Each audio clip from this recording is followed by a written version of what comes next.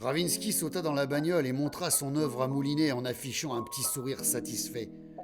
Là au moins, il n'y avait plus de doute. Le roi des pneus était devenu le roi des cocus, plusieurs fois et dans toutes les positions en plus. Moulinet avait hâte de voir sa gueule déconfite lorsqu'il lancerait le diaporama. Ravinsky avait réussi le tour de force de les shooter sans jamais qu'on voie la gueule de l'amant. Après tout, qu'est-ce qu'ils en avaient à foutre que le roi des pneus connaisse son identité ? Il devait juste apporter la preuve que sa bourgeoise jouait au bilboquet avec un autre, c'est tout. Moulinet n'avait pas envie de savoir qu'il l'avait tabassé à mort et d'avoir ça sur la conscience. Elle était déjà assez encombrée comme ça par toutes les merdes qu'il avait pu faire dans sa vie. Il ne voulait pas en rajouter davantage. La coupe était pleine, comme on dit. Lorsqu'il aperçut l'amant de madame sortir sur le parking, Moulinet alla à sa rencontre. Comme il s'y attendait, le type se montra agressif et arrogant, mais se calma très rapidement en voyant la photo que Moulinet lui montrait sur son portable. Il le félicita d'ailleurs pour sa souplesse et son endurance et lui fit un petit topo en lui tapant sur l'épaule.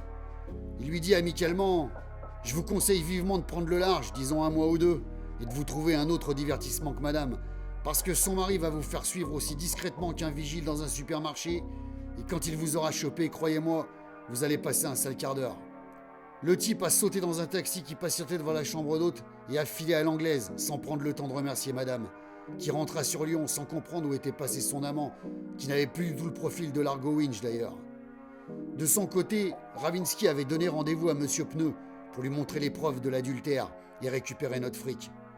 Comme prévu, le roi des pneus a pété un câble quand il a vu les photos de sa femme s'éclater à cheval sur Mister Poivre et Sel attaché au montant du lit. Ensuite, il leur a lourdement reproché qu'on ne voyait pas la tête de l'amant et il a commencé à parler de réduire la facture. Ravinsky, pour qui l'argent dû est un sujet sensible, lui a calmement expliqué qu'elle n'avait qu'à appuyer sur un bouton pour faire disparaître toutes les preuves qu'il comptait refiler à son avocat. Du coup, Monsieur Pneu a réfléchi 2 secondes avant de se lever furax de son fauteuil. Il a sorti un flingue de son tiroir et l'a agité dans tous les sens. Il se l'est joué caïd façon narcos. Il agitait son pétard en hurlant qu'il allait faire suivre sa traînée de femmes pour trouver son amant et qu'il allait ensuite faire buter cet enculé, bla bla bla bla. Tu parles Charles, pensa Moulinet. À part buter dans son tapis, il voyait pas bien dans quoi d'autre il pouvait buter. Le Pablo Escobar en papier mâché a enfin ouvert son coffre pour leur filer l'artiche à contre-cœur, avant de les foutre dehors. Ravinsky a rejoint Jade, sa régulière, comme on disait dans le temps. Elle s'était encore engueulée. Jade lui reprochait de trop faire la fête, ce qui n'était pas faux. Ravinsky espérait arranger les choses entre elles en lui apportant des fleurs et du champagne. Qu'elle se démerde, a pensé Moulinet qui ne voulait surtout pas s'en mêler. Lui, il a filé chez Joe, son pote, pour boire un verre, ou 2, ou 3, ou 10, histoire de décompresser un peu.